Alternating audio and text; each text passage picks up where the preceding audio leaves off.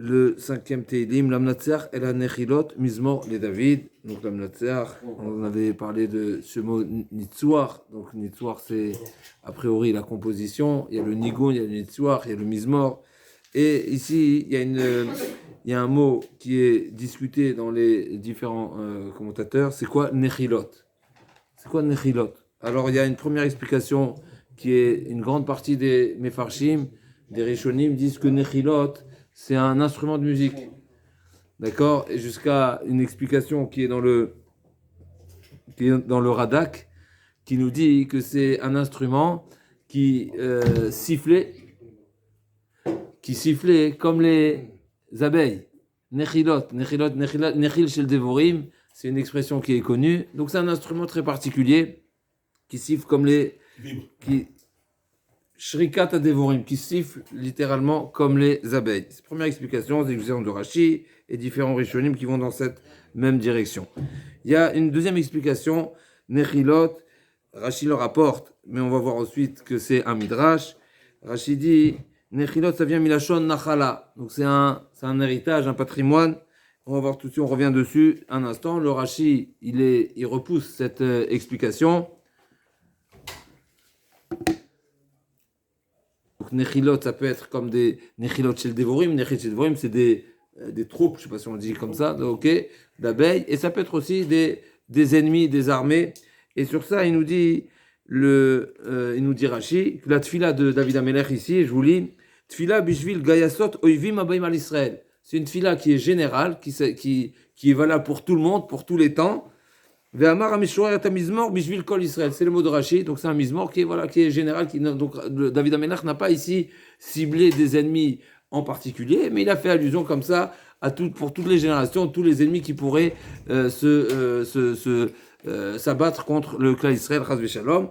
Le Radak nous ajoute ici qu'il a fait allusion à Doeg et Achitophel, qui étaient ses ennemis. On peut dire c'est des ennemis jurés de David Amelech, puisqu'on sait qu'ils ont retourné leur veste. Ok, donc ça c'est. Donc on va retenir pour l'instant deux explications. Ou bien c'est un instrument de musique, ou bien ça fait allusion à des gayasot, à des troupes armées. Il y a une troisième explication qui est du Chida, une explication magnifique. Et là, on va déjà se rapprocher du Midrash qui nous dit que Nechila ça vient Meshon Nachala, donc c'est un héritage, un patrimoine. Et il nous dit ici le Chida, je vous lis, c'est quoi les Nechilot au pluriel? C'est quoi les deux héritages? On a deux héritages, c'est quoi? C'est Torah Shebirtav et Torah Shebealpeh. Et c'est pour ça qu'on va voir dans la suite, où David Amelech va dire, Amarai ya Azina, Bina Hagigi. Amarai, c'est la Amarot. Amarot, Théorot, Kesef Sarov Baalil, c'est la Amarot, c'est quelque chose qui est explicite, qui est explicite, qui est défini. Par contre, donc ça fait allusion à la Torah, Torah écrite. Et quand on parle de Bina Hagigi, la Bina, ça fait allusion à la Torah orale. Pourquoi la Torah orale? Parce que essentiellement, le devoir de la démarche, on va dire, de l'étude, c'est d'aller chercher et découvrir. Bina, ce qu'on appelle Bina, qui vient de la Shon Binyan, c'est davar mitor davar, c'est comprendre les choses à partir d'une certaine source, d'une certaine base, d'une certaine donnée. On a un texte d'origine, et on cherche à découvrir qu'est-ce qui peut être sous-entendu, qu'est-ce qui se dégage, qu'est-ce que je peux en déduire, qu'est-ce que je peux en conclure à partir des enseignements qui sont explicites, donc Bina Gigi. Et donc finalement, David Amelech remercie Akadosh Baruch Hu d'avoir deux héritages qui va être un moyen de prier Hachem et de mériter d'être exaucé. Pourquoi? Parce qu'on a le mérite de la Torah. Ça rejoint ce qu'il vient de nous dire notre ami. Donc là, par le mérite de la Torah, David Amelech demande Akshiva l'école Shavi, donc écoute la voix de ma demande, de ma tfila. Troisième explication, Inami, on l'a dit tout à l'heure un petit peu, on en a parlé déjà. Il dit au nom de le Chida nous amène une troisième explication pour répondre à la notion de Nechilot. Il nous dit que dans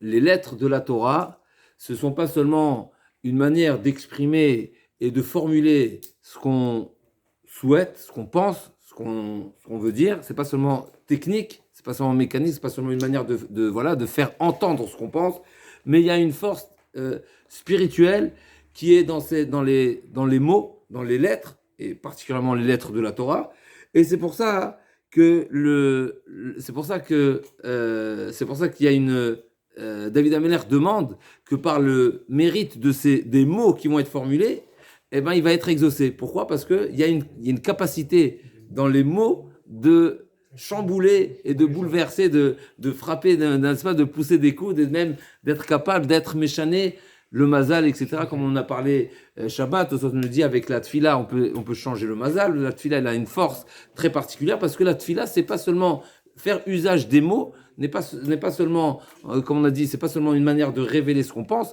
mais c'est une force spirituelle. Et à ce sujet, il dit, c'est pour ça qu'on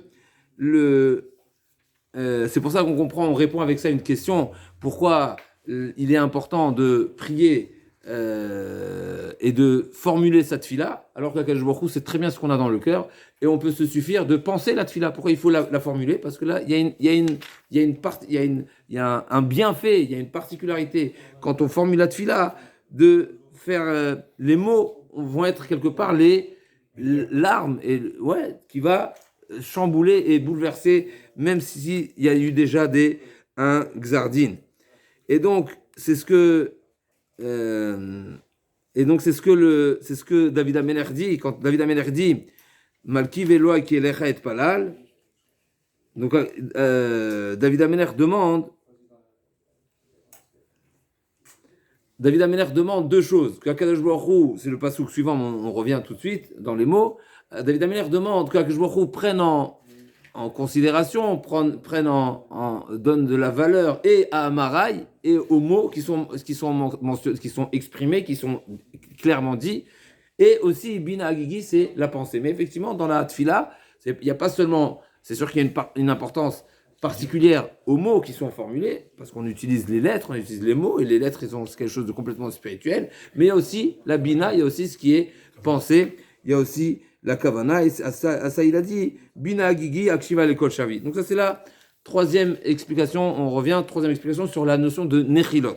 Il y a une quatrième explication qui se trouve dans le Midrash, comme on a dit, c'est une explication qui est repoussée par Rashi, mais elle est explicite dans le Midrash. Et là, on va voir une réponse finalement à la question de Rashi, qui est intéressant. Rashi n'a pas accepté cette réponse. Il n'a pas accepté, bien sûr, dans le Pshat, mais c'est un Midrash et ça va nous répondre un petit peu, ça va dans cette même direction, puisque le Chida nous a dit les Nechilot, c'est quoi les héritages? C'est la Torah, je nous a donné la Torah écrite, la Torah orale. Et là, le Midrash va nous parler d'un autre type d'héritage qui est propre et qui est particulier à David Ameller. C'est quoi les deux héritages que David Ameller il a? Je vous lis dans les mots. Comme ça, il dit le Shochartov, donc c'est le Midrash. Amar Bishmer ben Nachmani, al shne nechilot shenachal David et Amalchut. Il a deux héritages de règne, David Ameller.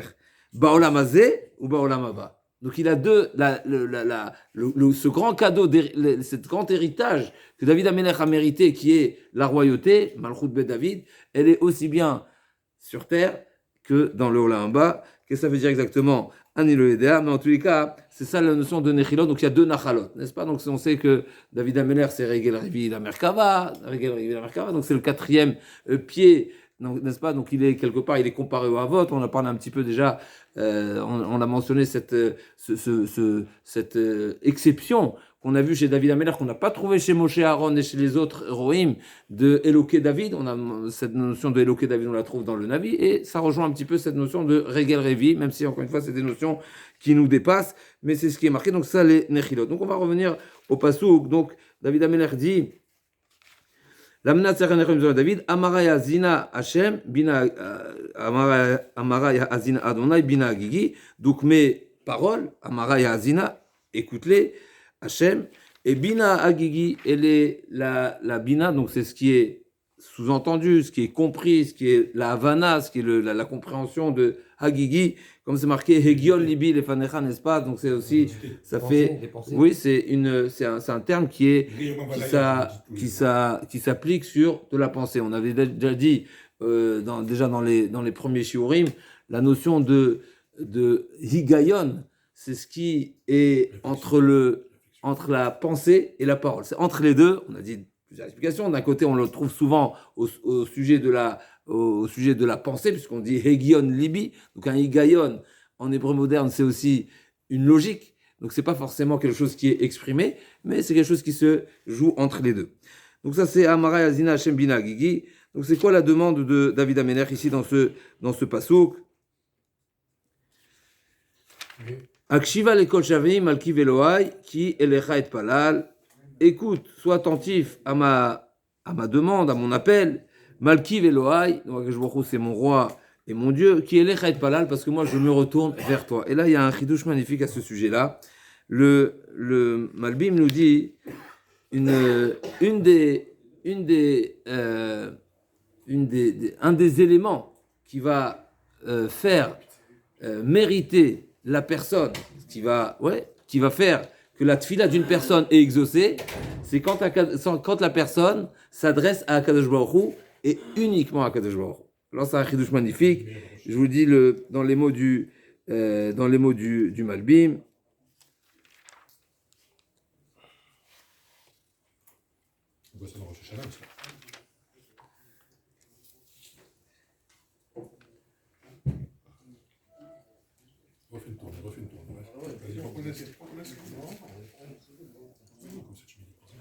Et là, je veux juste rappeler avant de lire le Malbim dans les mots, parce que c'est pas le seul secret qui est dans ce pasouk. Un chidouche magnifique, on sait que le pasouk qui nous dit dans Yermia, Arour, Agever, Asher Sa Miftacho Ba'adam, Ve Umin Hashem Yasur Libo. Comme ça, il dit le pasouk, donc avec peut-être une petite. C'est presque ça le pasouk, je ne suis pas certain que c'est ça les mots du pasouk, mais on va essayer de le retrouver dans les mots. Donc c'est marqué Arour Agever, juste un instant, j'ai plus exactement. Donc c'est le pasouk dans Yermia. Ko Amar Hashem, Arour Agever Asher Yiftach Ba'adam, Vesam Basar Zero, Umin Hashem Yasur Libo. Comme ça il dit le pasouk. Donc si on traduit le pasouk, Ko Amar Hashem, maudit est l'homme qui s'appuie sur un homme, Vesam Bessar Zero, et donc il compte sur la chair, la force, n'est-ce pas, la force de son bras, la force de Umin Hashem, et d'Hashem Yasur Libo, son cœur s'est écarté. Donc ici, là-bas le Malbim aussi, donc ici on a un petit problème, une petite remarque, c'est qu'a priori, le pasouk nous dit, qui est l'homme qui est Arour? C'est celui qui met sa confiance en l'homme, mais qui s'est détaché d'Hachem. J'en déduis, s'il ne s'est pas détaché d'Hachem, il s'appuie sur l'homme, mais il ne s'est pas détaché totalement d'Hachem, il ne s'est pas Minachem Yasur Libo, c'est pas grave. Alors la réponse elle est effectivement, et c'est pas contradictoire avec ce qu'on voit ici. Nous on est en train de dire ici, celui qui veut mériter que sa tfila soit exaucée, il ne faudra que sur Hachem. Là-bas, on nous dit que c'est seulement celui qui met sa confiance totalement à l'homme et pas à Hachem, que c'est un problème. A priori, contradiction. Réponse non. Ici, on a dit pour que la tfila soit exaucée, pour qu'il mérite que la tfila soit exaucée, qu'il ait plus de chances que la tfila soit exaucée, il faut que sa seule solution, son seul appui, son seul soutien, son seul espoir, c'est sur Hachem. Là-bas, c'est marqué Arour Adam. C'est marqué l'homme est maudit. Celui qui ne met sa confiance que sur l'homme, il est maudit. S'il met sa confiance aussi sur Hachem, il n'est pas maudit. Mais ça ne veut pas dire qu'il sera autant, c'est le Malbim, c'est pas pour autant qu'il aura la garantie, on va dire, que d'être exaucé. Pour avoir une garantie d'être exaucé, il faut se mettre totalement sur Hachem. Et Bémet, c'est un travail ça demande un travail parce que finalement, on sait très bien que quand une personne a besoin d'un crédit à la banque, il va consulter le banquier. Quand il a besoin d'un avocat, un avocat. Quand il a besoin d'un médecin, un médecin. Chazak Obaran, pour tous les exemples. Donc forcément, la personne, des fois aussi, il a besoin de personne, mais c'est son propre travail, n'est-ce pas, son activité professionnelle. Et la personne croit que c'est sa réussite, et il est dépendant d'un patron, etc. On est encadré, on est entouré de toutes sortes de moyens qui sont matériels, et souvent, il y a des personnes on pourrait penser être dépendant de certaines personnes, et Kaviarol, on peut se poser la question, où est-ce qu'on fait la place ici à l'homme, ou est-ce qu'on fait la place au bon Dieu? Alors, effectivement, Chazak, effectivement, même dans ce cas-là, alors premièrement, s'il pense que la réussite et que le résultat est dépendant que de l'homme, il est haro. Maintenant, même quand on est dépendant de l'homme quelque part, même quand on va consulter, même quand on sait quelque part on a besoin de la réponse et du OK, de la validation de la personne, en réalité, ce qu'on doit se dire, c'est un travail, mais ce qu'on doit se dire, c'est une pure marionnette. C'est-à-dire que les mots qu'Hachem voudra qu'il les prononce, la validation qu'il veut, que si Hachem souhaite, si Hachem le veut, eh bien il dira oui, et sinon il dira non. Donc en réalité, en face de nous, on a un homme, ça ne veut pas dire que forcément, on doit s'imaginer et penser que c'est l'homme qui détient la solution et qui a la clé du oui ou du non. En réalité, alors effectivement, ça va aussi dans le sens de l'Ishtadlout, mais même plus que ça. C'est-à-dire qu'en réalité, quand en face de soi, on a un être humain, mais il faut se dire que si Hachem veut, eh ben, il lui mettra la parole, il mettra la décision. Donc en réalité, c'est pas lui, il est rien du tout. Et quelque part, ça peut même toucher un petit peu, Chas v'Shalom, ça peut même toucher un petit peu la Avodah cette notion. Parce que si on pense que l'être humain, il a une part, alors bien sûr il y a le Bechira, donc c'est un sujet très délicat, mais en réalité si on pense que c'est pas seulement Hachem qui décide, et on pense qu'il y a un petit peu la part de l'homme, la participation de l'homme, il y a une part, il y a la volonté de l'homme, et ben quelque part c'est mettre Akadosh Baruch Hu de côté. Alors je suis pas en train de dire maintenant quoi, comment, parce que c'est une question très délicate, on connaît très bien ce Orachem Akadosh concernant la vente de Yosef, où il nous dit effectivement qu'ils ont choisi de le mettre dans le puits. Pourquoi ils ont choisi de le mettre dans le puits et pas le tuer directement, puisque dans le puits, il y avait des serpents, il y avait des scorpions, il y avait un danger de mort. Donc c'est quoi la différence de le tuer directement ou pas directement? Ils répondent tout simplement, s'il est tzaddik, les bêtes ne vont pas toucher. S'il est tzaddik, les bêtes ne pourront pas approcher, ne pourront pas faire du mal à Yosef. Par contre, si Yosef est tzaddik et c'est nous-mêmes qui allons le tuer, on peut se tromper. D'ici, nous dit le Orachem Akadosh, ça veut dire qu'en réalité, la Bechira de l'homme, le libre arbitre de l'homme, peut amener l'homme à même tuer une personne qui n'est pas condamnée par le bon Dieu. Ça, c'est un chidouche énorme. Et bien sûr, c'est un sujet discuté. Il y a a priori, c'est une Gemara explicite dans Chagiga, mais je ne veux pas rentrer dans ça. Donc finalement, il y a la Bechira, il y a quelque part, le bon Dieu a donné le libre arbitre qui donne un certain espace d'action qui peut aller même caviarol à l'encontre, en tout cas, qui n'est pas la décision du bon Dieu. Donc c'est pour ça que je ne veux pas rentrer, ça on est déjà dans la Bechira et c'est une question très, très fine, mais en tout cas ce qui est certain, c'est qu'ici ce qu'on est en train de dire, le Mabli nous dit, il y a une différence entre celui qui s'appuie que sur l'homme et celui-ci, il est maudit, et celui qui pense que l'homme est aussi acteur, il n'est pas maudit. Mais pour que la tefila soit exaucée, il y a quatre conditions, et on va le lire dans les mots, il nous dit Alors j'ai une question. Si. Donc le pasuk nous dit Akshiva le Kochavi malgré le Kilechet Palal, comme si que le David Ameler dit à Hachem, il y a une raison de m'exaucer, de m'écouter, parce que je ne te prie que à toi. Qui Elechet Palal, que à toi. Donc on va dire le Chazak, donc c'est déjà un chidouche magnifique du Malbim, mais on va dire dans le Malbim, il nous dit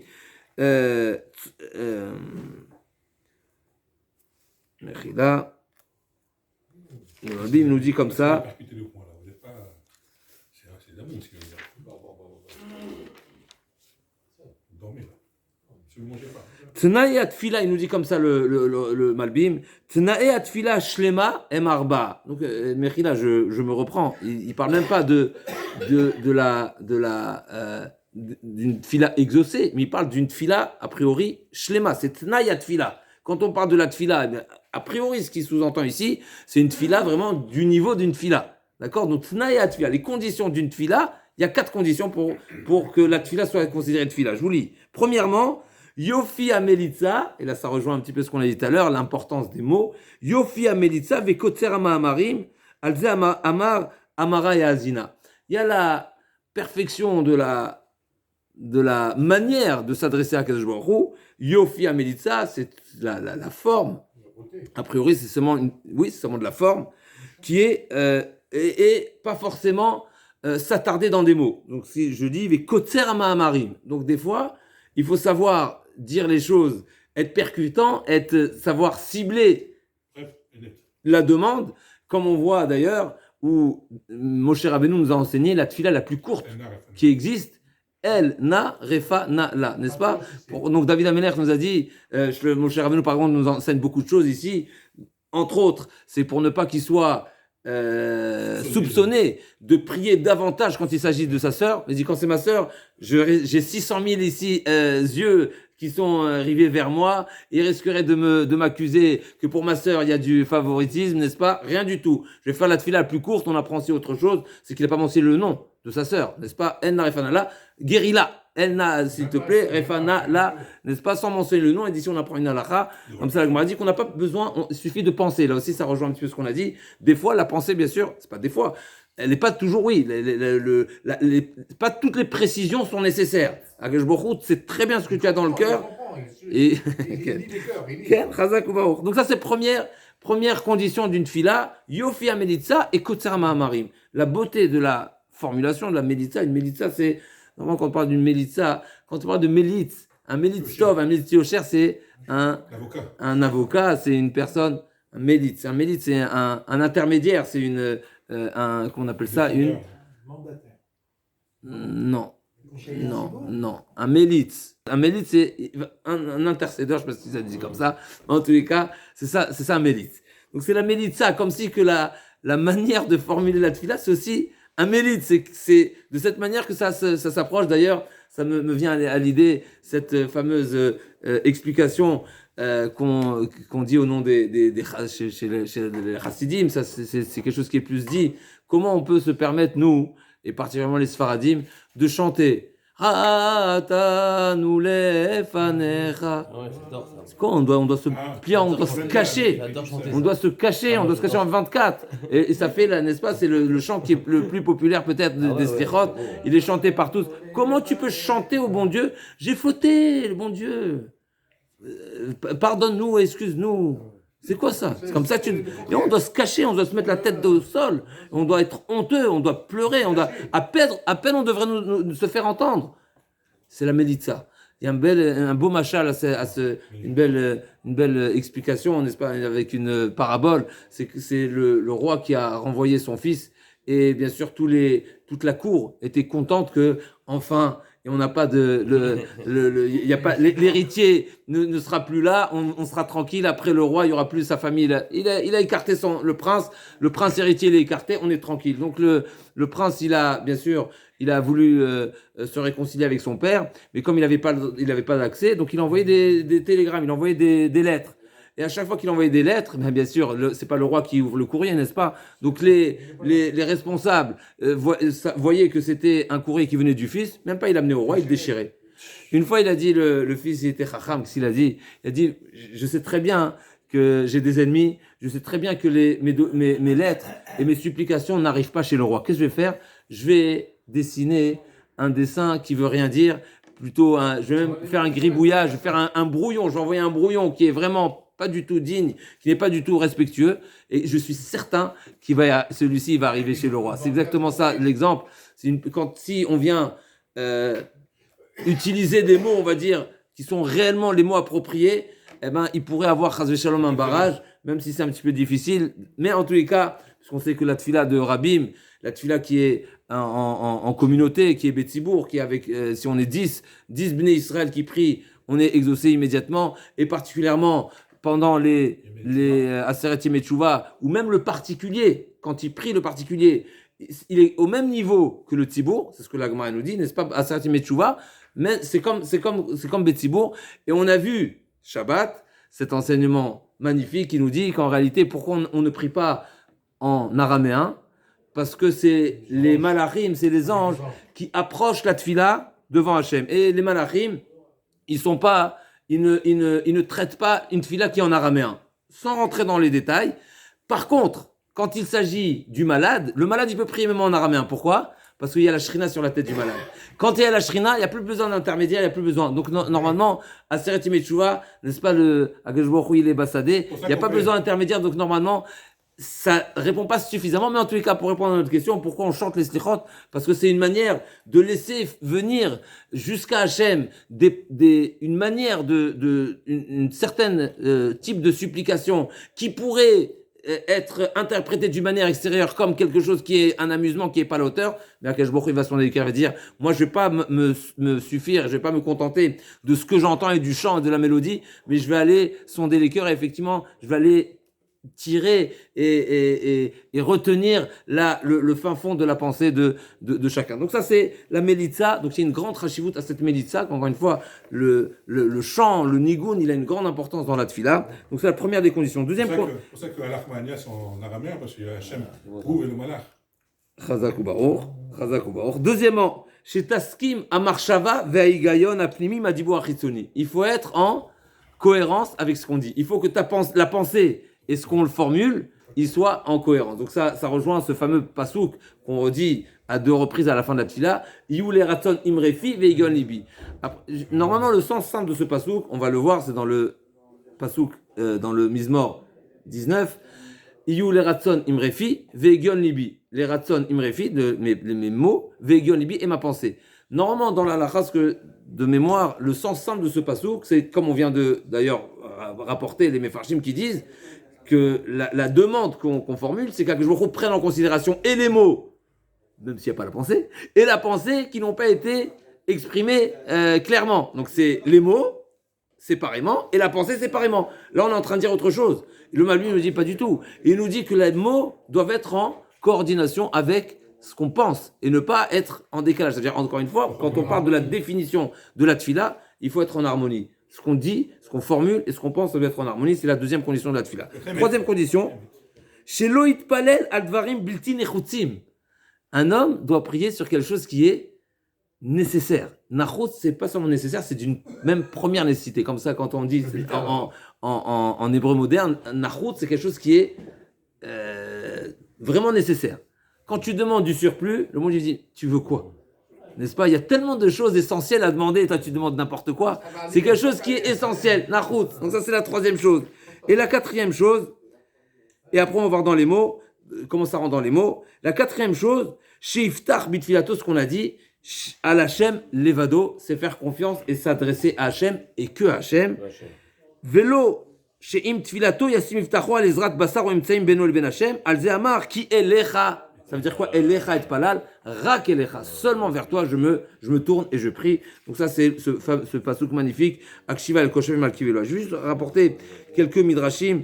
On peut pas. C'est déjà, on a ouvert la parenthèse de ce qui est nécessaire.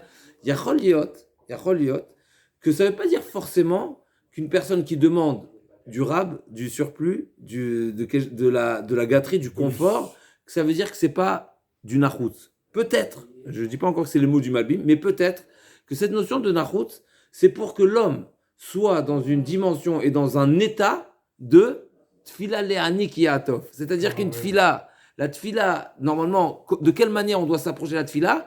Comme un pauvre qui a besoin. Maintenant, effectivement, si dans ma tête, je me suis fait des illusions d'avoir besoin de quelque chose, mais je sais qu'on peut vivre sans, mais j'ai envie, mais j'ai fortement envie, et à ce moment-là, je me mets dans un état du pauvre qui a besoin. Yacholiot s'appelle Nachut, Yacholiot.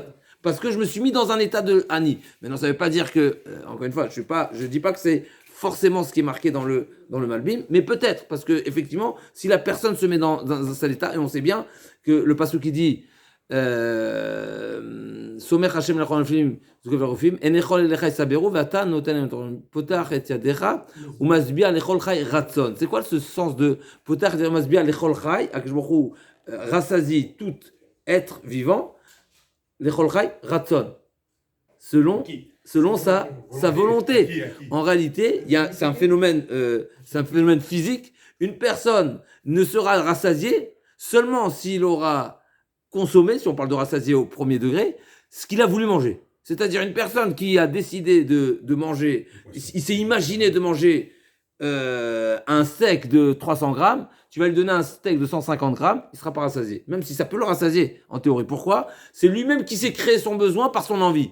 Et ça va mettre ses marqué dans les phrases, encore une fois, c'est le sens premier du pasou. Masbia lechol chai ratson, selon son besoin. Et comme la Gemara raconte l'histoire avec ce fameux pauvre qui a tapé à la porte de Rava, si je ne me trompe pas, il lui a demandé à manger, donc il était pauvre. Il lui a dit, qu'est-ce que tu veux manger? Il lui a dit, je veux du foie gras.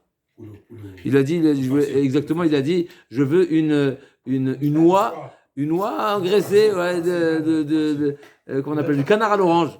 Il lui a dit, de quoi tu racontes? De quoi tu parles? Tu es un pauvre, mais contente-toi de si tu veux. Alors, il n'a pas dit comme ça, il lui a dit, si tu veux, je t'invite à partager mon assiette, ce que je mange. Il lui a dit, non, c'est ce que je veux. Et la Gemara raconte qu'en réalité, cette personne, c'est pas qu'il s'est créé des besoins, même si c'est discuté, il y a le marché, plusieurs explications, mais c'est que c'était une personne qui a qui a connu des beaux jours, donc il avait une habitude, il s'était habitué, c'était un fils à papa, n'est-ce pas? Et donc pour lui, pour être rassasié, un repas pour lui c'est ça, c'est du canard à l'orange. Qu'est-ce qui s'est passé? Sa sœur qui n'avait pas vu pendant 13 ans est venue ce jour-là avec du canard à l'orange. Et Rava il a dit, voilà, ce qui est nécessaire, et c'est exactement ce que le pauvre a répondu à Rava, tu crois que c'est toi qui me nourris? C'est que je vois qui me nourrit. Donc il avait la Emouna Shlema. Et bien, il y a deux explications là-bas. Est-ce qu'il était d'un grand niveau ou pas? Parce que finalement, c'est lui qui se met. En tout cas, c'est ce qui est raconté dans cette histoire dans la Gemara. Je t'écoute. Le passouk suivant. Hachem Boker Tishma Koli, Boker et Orlechavat Sapé. Deux fois c'est répété, à deux reprises c'est marqué. Boker Tishma Koli, Boker et Orlechavat Sapé. Il y a deux midrashim. Il y a deux bokers. Effectivement. Effectivement, Boker, c'est dire c'est tôt, mais c'est pas le sujet. Le Midrash nous dit, David Ameler dit, demande qu'il soit exaucé.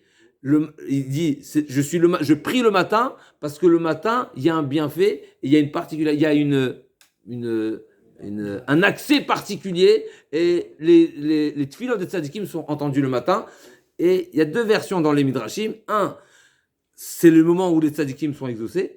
Et deuxièmement, c'est aussi le moment où les Rechaim sont punis.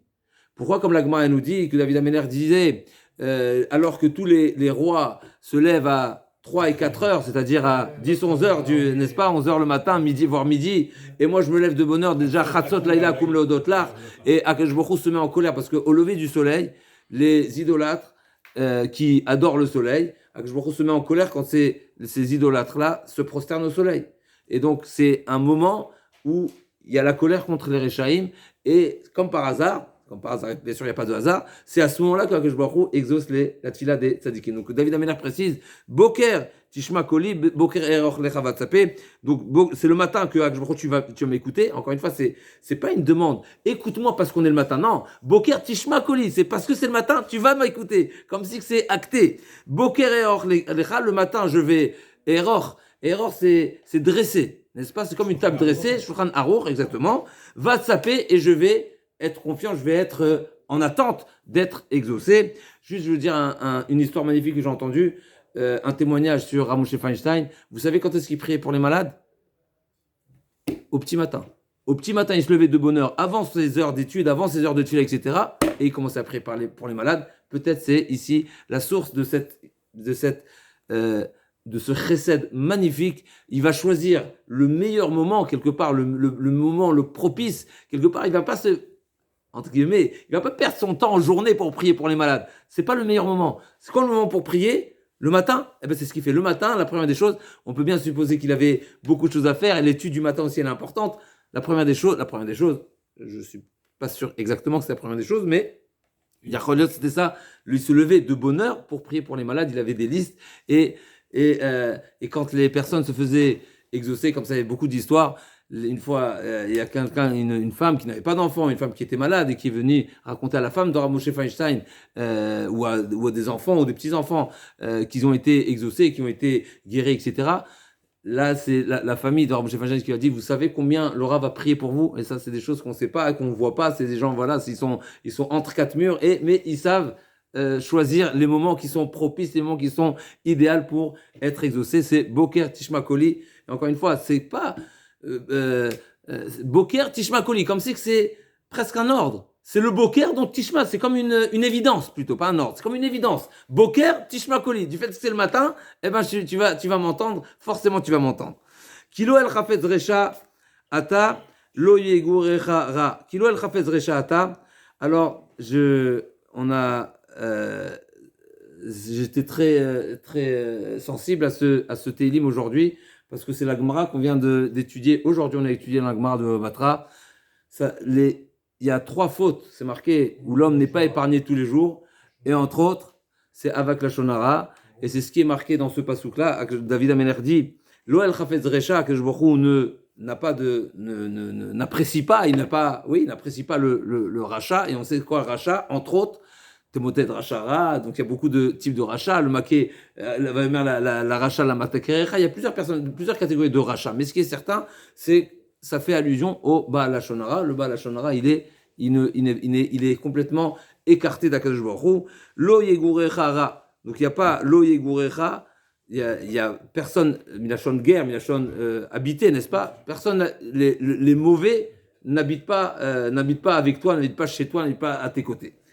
Donc la Gemara nous dit comme ça, Arba, donc on apprend de ce pasouk-là, Arba kitot en mekablot neshrina, il y a 4 catégories de personnes, donc c'est des groupes de personnes qui ont ce défaut, c'est pas seulement celui qui a dit une fois la shonara, c'est 4 mesapré la shonara, c'est ceux qui ont vraiment cette lacune très prononcée de dire du lashon hara, en mekablim pnei shrina. Donc là, c'est la Gemara, il dit les tsanim, chanefim, shakarim et mesapré lashon hara. Il y a une autre Gemara qui nous dit à ce sujet-là, on connaît bien, c'est une chanson qui a été composée il n'y a pas longtemps, c'est un midrash, en davara yored milemala. Il n'y a aucun, le mal ne descend pas de là-haut. Comme ça, c'est Rabbi Chanina ben Pazi qui nous dit En davara yored milemala shenema lo yegurecha ra. Le mal, il n'habite pas, il ne siège pas là-haut. Donc c'est pas de là-haut que ça vient. Ah, la Gemara dit, mais des fois on voit qu'il y a des sortes de pluies qui endommagent. C'est pas là-haut, c'est pas descendu de là-haut en mauvais. C'est en route que ça s'est transformé. Bien sûr, qu'est-ce que ça veut dire? C'est qu'il y a une atmosphère. Avec nos avérotes, malheureusement, on crée une atmosphère endommageur. Et même la bracha qui est descendue du ciel en bracha, elle a été transformée en klala, en route. Donc, lo el chafez recha, lo yuchara, lo etiatzevu holelim negedenecha, saneta kol poale aven. Alors là, il y a un très grand chidouche. Ils nous disent les mefarshim, les holelim, lo etiatzevu holelim, les negedenecha. Les holelim, c'est des gens qui sont légers et qui vont très probablement fauter, mais ils n'ont pas encore fauté. Alors, lo etiatzevu holelim negedenecha, saneta kol poale aven. Donc, à ce sujet, c'est marqué une belle explication, c'est qu'Akadosh Baruch Hu ne va pas condamner, ne va pas punir les holélim qui vont fauter parce qu'ils n'ont pas encore fauté. Un grand chidouche. Parce que l'eau itatsev holélim negedenecha, comme si Akadosh Baruch Hu itatsev, c'est quoi nitzav? Nitzav, c'est quelqu'un qui est tenir, quelqu'un qui est convoqué, n'est-ce pas? Il se tient debout parce qu'il est convoqué. Quand on doit, quand on est, n'est-ce pas, quand on est jugé, au tribunal, on se tient debout, on est convoqué, on se tient debout, on est, n'est-ce pas, maintenant ceux qui sont seulement holélim, ils sont pas, en tous les cas, ils sont pas loïtatsevul negedenecha. Akadosh Baruch Hu ne va pas les convoquer pour les punir parce qu'ils n'ont pas encore fauté. Juste que je retrouve qui est-ce qui nous dit ce beau pirouche. Il faut qu'ils étudient la Torah pour pas qu'ils fautent du tout. C'est la Gemara, le Yerushalmi.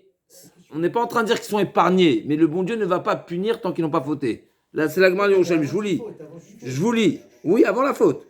Même s'ils se mettent dans une situation où ils vont fauter. Il y a une légèreté, une holéloute, c'est une excitation, c'est une discipline non contrôlée. Donc, tu vas arriver à la faute. Comme les enfants. Ok.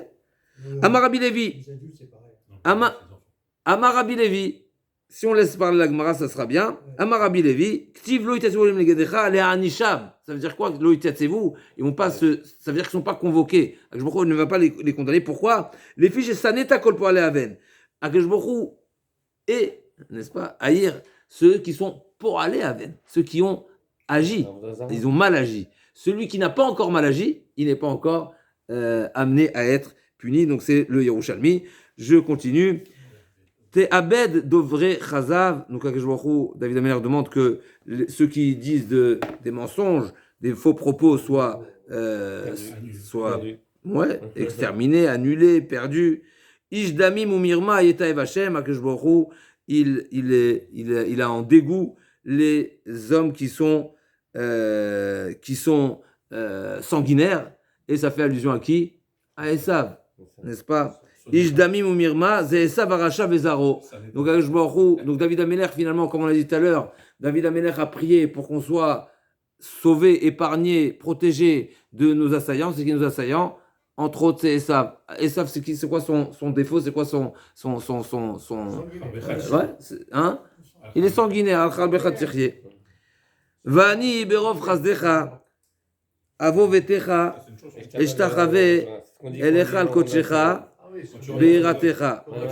Effectivement, quand on rentre au Beta Knesset, effectivement,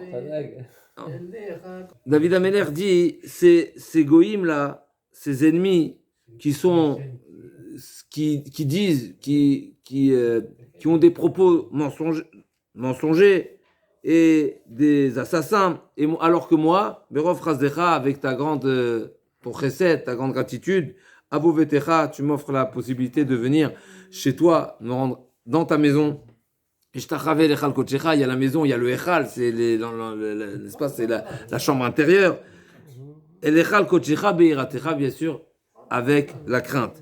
Hashem, Necheni Bitzitkatecha, Leman Shorerai, Achar, Lefanai, Darkecha. Une belle explication. Hashem, Necheni Bitzitkatecha. Necheni, c'est quoi Necheni? Pose-moi. Necheni, c'est Lech Nechetam, c'est marqué. C'est conduire, c'est diriger, c'est orienter, c'est conduire. C'est comme le berger qui conduit son troupeau. Necheni Bitzitkatecha, Leman Shorerai, Haïchar Lefanai, Darkecha. Il y a un bon du Shin Misuda David, il nous dit comme ça. Ten Belibi, la Lechet, Beder Tzedaka. Donc, fais en sorte que mon cœur emprunte la voie de la droiture, de la justice, de la tzedaka. C'est pas seulement la, n'est-ce pas, ça peut être le tzedek, ça peut être la tzedaka, mais normalement quand on parle de la tzedaka, c'est la bonté, c'est quelqu'un qui est, qui est bon, c'est au-delà de la justice, n'est-ce pas, comme la Gemara dit au début de Sanhedrin, si il y a justice, il n'y a pas de tzedaka. S'il y a tzedaka, il n'y a pas de justice, n'est-ce pas? C'est pas, ça ne va pas dans la même direction. La justice, c'est droit. Ikovar et tadin, c'est quelque chose qui est, il n'y a pas de sentiment. La justice, c'est, n'est-ce pas? Souvent, c'est binaire. Sans concession. Il n'y a pas de concession. Par contre, la tzedaka, il faut savoir faire, d'après une des explications de la Gemara, c'est les finis mishur et tadin, d'aller au-delà de la rigueur, du strict jugement. Et donc, il dit, David Ameller, donc, ten belibi l'erdaka, ulman areshaim alelu amabitim sapiens palati. Pourquoi c'est quoi cette demande ici particulière, alors que David Ameller demande d'être épargné, d'être protégé de tous ces goïms, de tous ces ennemis? Parce que ces ennemis, qu'est-ce qu'ils attendent? Que je trébuche, que je faute, que j'agisse mal, comme ça je serai plus protégé. Alors, permets-moi d'emprunter le bon chemin, comme ça je sois irréprochable, et à ce moment-là, lo ekashelba ki az bevadai lo yuchlili. Lo yuchluli. David Ameller dit, si j'emprunte le bon chemin, si je suis irréprochable, c'est certain, je suis convaincu qu'ils n'auront pas la main sur moi. Donc ça, Aïchar, les fanaï d'Arkecha, Nechen Miskatarem Général, Aïchar, les fanaï d'Arkecha, donc les fanaï, c'est peut-être trace-moi une voie, si on traduit littéralement, Aïchar, alors les. Oucha.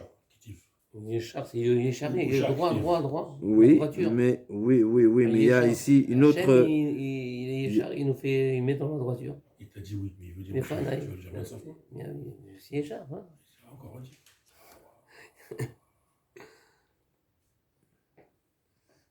Je vois pas d'autre chose. C'est pas possible. Je vois pas le droit de parler. Ok. T'as parlé 10 minutes, toi, tout à l'heure. Vous pouvez parler, t'as pas dit. Il y a une petite expression qui m'échappe, mais en tout cas, c'est le sens du passouk qui est développé par le Radak, par le Metsuda David.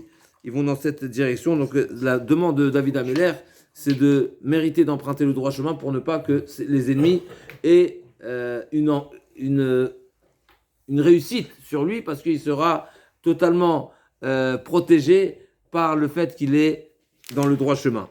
Kien befiu nechona. On peut séparer le mot aïe. Nechona kirbam havot kever patoir geronam leshonam yachalikun. Donc kien befiu nechona. Donc il y a rien de. En réalité, ce qu'ils disent, c'est seulement des faux propos. C'est pas nachon, c'est pas vrai, c'est pas juste. Ça veut dire qu'ils sont hypocrites. Kirbam havot kever patoir geronam.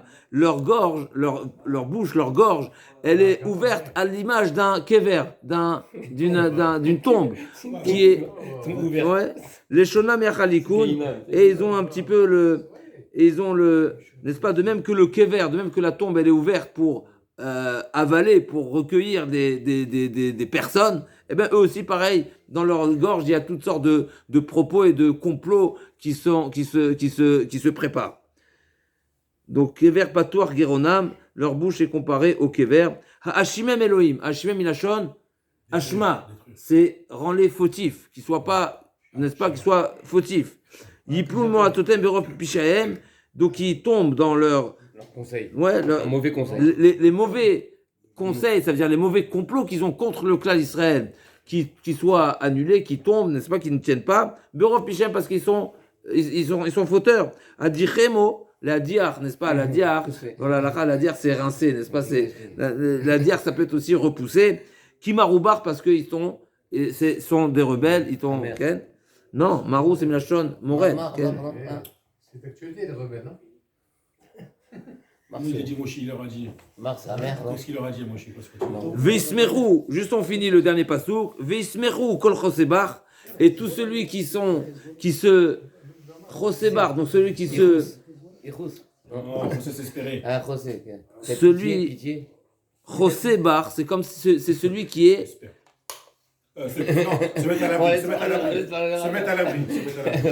celui qui se met à l'abri d'Akashboro, c'est-à-dire, n'est-ce pas, Betzel Knafecha Techese Tina Visochora Mito, c'est qu'on se met sous l'ombre, on est sous l'ombre d'Akashboro, sous l'abri d'Akashboro, Veismeru kol chosebar, donc ceux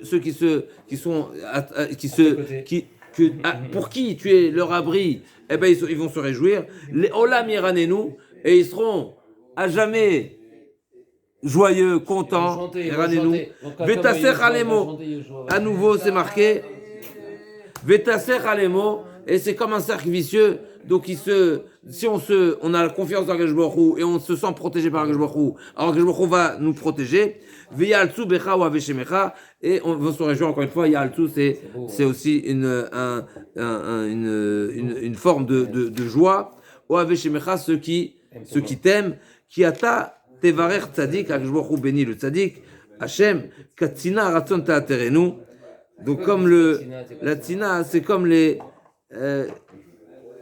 exactement, c'est les vents qui sont makifs, qui entourent l'homme de tous des trois côtés, comme ça Rachid dit, à makefet, shalosh ruchotav shel adam, exactement, je ne sais pas ce que ça veut dire, et ratzon ta'aterenu, c'est quoi ratzon? C'est-à-dire le nachadroir, comme ça Rachid dit, ta'aterenu, il sera entouré de ratzon. C'est pas comment c'est marqué, comment c'est marqué dans le pasouk. Donc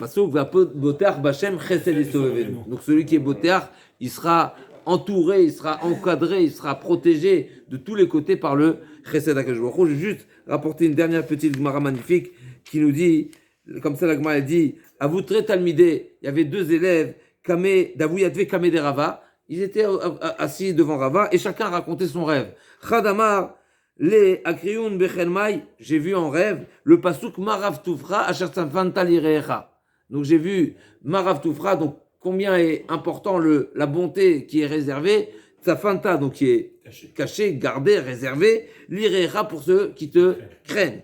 Et le deuxième, il a dit, et moi c'est ce qu'on m'a fait voir dans le rêve, Vismechu kol chesebach leolam yeranenu v'yaltzu becha oaveshemecha. Donc c'est Vismechu kol chosebach, donc ils se réjouiront tous ceux qui se sentent à l'abri par Akadosh Baruch Hu. Ve'yeran v'yaltzu becha oaveshemecha. Et là, qu'est-ce qu'il leur a répondu Rava? Écoutez la force, la puissance. Amarleu, il leur a répondu Tarvayu Rabanan, Tarvayu Rabanan. Vous êtes tous les deux des Rabanan, des Rabbanim. Tzadike Gumure. Atoun, vous êtes des tzadikim parfaits. Mais il y a une différence entre les deux. Mar me'ava ou mar me'ira. Il y en a un qui sert à Kadosh Baruch Hu par amour et l'autre par crainte. Donc effectivement, on reproche rien. Ça, on peut pas dire que, encore une fois, tzadiké gumourir, Rava il leur a dit, comme ça, on sait que, n'est-ce pas,